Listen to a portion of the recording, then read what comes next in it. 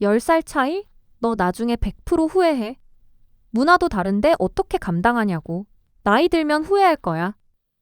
제가 결혼한다고 했을 때 가장 많이 들었던 말들이에요. 부모님도 친구들도 심지어 처음 만난 사람들까지 모두가 걱정했죠. 하지만 결혼 1년 차인 지금 저는 자신 있게 말합니다.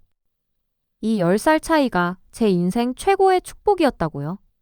아니, 더 정확히 말하면 이 나이 차이가 없었다면 지금의 행복도 없었을 거라고 확신해요. 대체 무슨 일이 있었던 걸까요? 오늘 그 비밀을 심리학과 함께 풀어보려고 합니다. 여러분은 연애하면서 같이 있는데도 외롭다는 기분 느껴본 적 없으신가요? 분명 사귀는 사이인데도 내가 힘들 때 힘들다고 말하면 상대가 부담스러워할까봐 결국 입을 꾹 다물고 혼자 참아냈던 그런 기억 말이에요. 저도 그랬어요. 일본에서 연애할 때마다 느꼈던 감정이었죠. 사랑하는 사람과 함께 있는데도 마음 한구석은 늘 공허했어요. 이 사람은 정말 나를 이해하고 있을까? 내 진짜 감정을 보여주면 부담스러워하지 않을까? 이런 생각들이 머릿속을 떠나지 않았습니다. 일본에서 자라면서 메이와쿠 미혹 문화 속에서 살았어요. 남에게 폐를 끼치지 말라는 뜻이죠. 참 아름다운 문화예요. 지하철에서도 식당에서도 어디서나 타인을 배려하는 모습을 볼 수 있거든요. 하지만 이 문화가 연애에까지 적용되니까 가끔은 너무 답답하더라고요. 이전 일본 남자친구들은 제가 힘들 때 괜찮아? 무슨 일 있어? 라고 물어보면서도 깊이 개입하려고는 하지 않았어요. 제가 응, 괜찮아 라고 대답하면 거기서 끝이었죠. 네 문제니까 네가 해결해야지 라는 느낌이 항상 있었어요. 감정 표현도 조심스러웠습니다. 사랑해 라는 말도 1년에 몇 번 할까 말까 했고 공공장소에서 손잡는 것도 거의 없었어요. 데이트는 늘 계획적이고 감정적인 교류보다는 뭔가 활동을 함께하는 느낌이었죠. 당시 20대 초반이었던 저에게 그 정중한 거리는 늘 외로움으로 다가왔습니다. 그러다 서울 출장에서 지금의 남편을 만났어요. 처음에는 그저 친절한 한국 분이라고만 생각했죠. 나이 차이도 처음엔 몰랐고요. 하지만 그와 대화를 나누면서 놀라운 경험을 했습니다. 제 말을 정말로 들어주는 거예요. 단순히 귀로 듣는 게 아니라 제 감정까지 읽으려고 노력했죠. 정말 힘들었겠다라는 그 짧은 한마디에 제 눈물이 터져버렸어요. 일본 남자친구들에게는 한 번도 들어본 적 없는 말이었거든요. 그런데 솔직히 처음에는 좀 당황스럽기도 했어요. 한 번은 제가 감기 기운이 있다고 가볍게 말했는데 다음날 남편이 예고도 없이 제 숙소 앞에 나타난 거예요.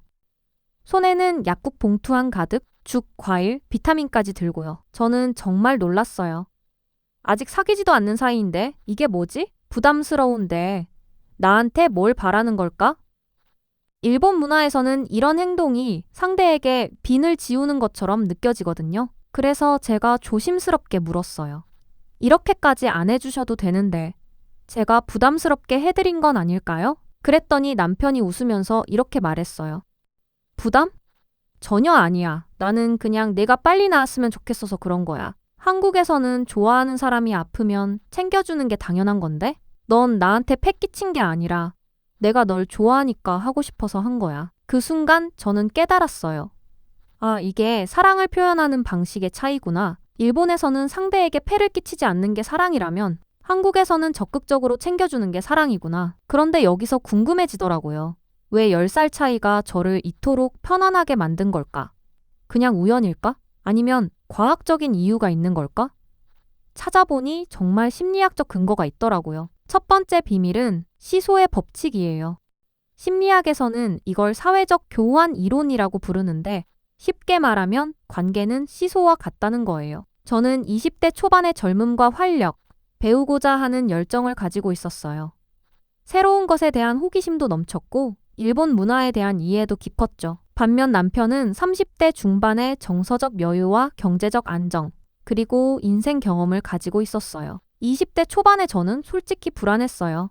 미래에 대한 불확실성, 커리어에 대한 고민, 감정적인 기복, 이 모든 게 저를 힘들게 했죠. 하지만 남편은 이미 그 과정을 겪은 사람이었어요. 그래서 제 불안을 이해했고 그걸 달래줄 수 있는 마음의 여유가 있었던 거예요. 반대로 저는 남편에게 새로운 에너지를 줬어요.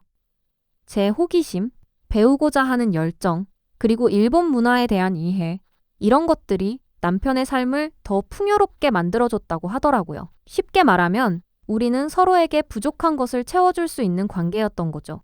시소의 양쪽이 딱 균형을 이룬 거예요. 두 번째는 24시간 편의점 같은 마음입니다. 심리학 용어로는 정서적 가용성이라고 하는데 쉽게 말하면 감정의 문이 얼마나 열려 있느냐예요. 마치 24시간 편의점처럼 언제든 필요할 때 열려 있는 마음이죠. 남편은 제가 말하지 않아도 제 감정을 읽으려 했어요.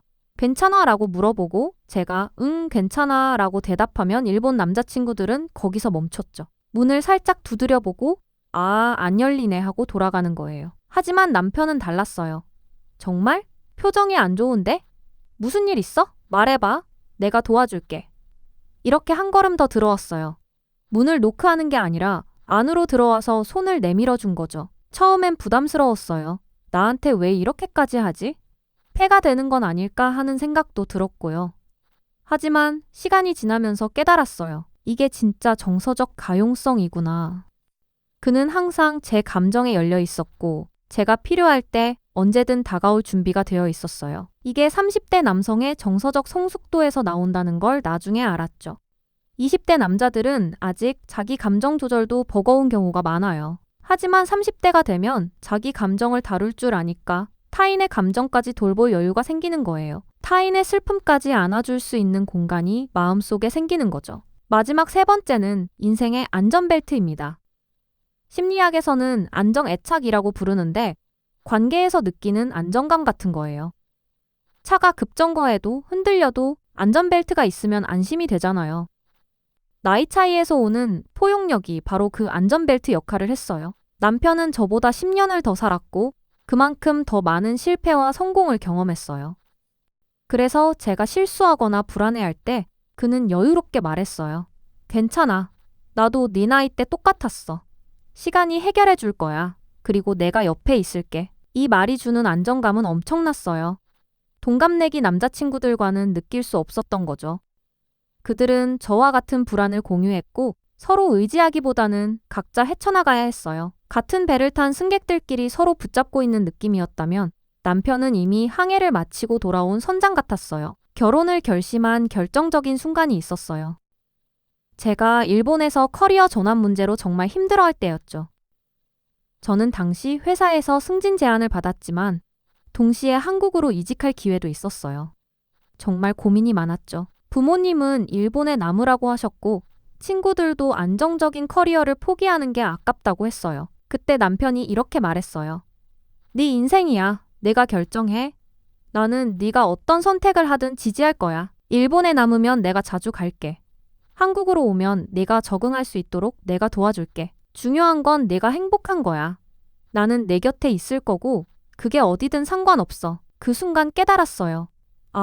이 사람은 나를 소유하려는 게 아니라 진짜로 내 행복을 바라는구나. 일본 남자친구들은 항상 자기 계획에 저를 맞추려 했어요. 내가 이 회사에 다니니까 넌 근처로 이직해. 나는 도쿄를 떠날 수 없으니까 넌 여기 남아야 해. 이런 식이었죠. 하지만 남편은 달랐어요. 그는 제 꿈과 목표를 존중했고 그걸 위해 자기가 조정할 준비가 되어 있었어요. 남편은 저를 통제하는 게 아니라 제가 더 높이 날 수 있게 잡아주는 안전장치였던 거예요. 저는 그의 품에서 안정감을 느꼈고 그 안정감이 저를 더 성장하게 만들었습니다. 지금 이 영상을 보시는 분들 중에서도 나이 차이 때문에 고민하시는 분들이 있을 거예요. 주변의 시선이 부담스럽고 정말 이게 맞는 선택일까 불안하실 수도 있죠. 제 경험을 바탕으로 한 가지만 말씀드릴게요. 나이 차이 자체는 문제가 아니에요. 중요한 건 세 가지예요. 첫째, 서로가 주고받는 것의 균형. 시소가 한쪽으로 기울지 않는지 확인해 보세요. 둘째, 정서적으로 열려있는 태도. 상대방이 필요할 때 언제든 문을 열어줄 준비가 되어 있는지 살펴보세요. 셋째, 상대방을 진심으로 존중하고 신뢰하는 마음. 상대를 통제하려 하지 않고 함께 성장하려는 태도가 있는지 확인해 보세요. 만약 여러분이 지금 사귀는 사람과 나이 차이가 있지만 그 사람이 여러분을 진심으로 이해하고 지지해 준다면 그건 축복이에요. 나이는 정말 숫자에 불과할 수 있어요. 하지만 반대로 나이 차이만 믿고 의존하거나 상대방이 나이를 내세워 여러분을 통제하려 한다면 그건 위험 신호일 수 있어요. 건강한 관계는 서로 존중하고 함께 성장하는 관계니까요. 나이 차이는 단순한 간극이 아니라 준비된 사랑의 증거일 수 있습니다. 여러분은 연애할 때 나이 차이 몇 살까지 괜찮으신가요? 그리고 그 이유는 뭔가요? 댓글로 자유롭게 남겨주세요. 제가 다 읽어볼게요. 정말 궁금해요. 오늘 제 이야기가 고민하고 계신 분들에게 작은 용기가 되었으면 좋겠어요. 그리고 혹시 이 영상이 도움이 되셨다면 구독과 좋아요 부탁드려요. 행복하세요. 그리고 여러분도 사랑하는 사람과 함께 아름다운 미래를 만들어 가시길 바랍니다. 감사합니다.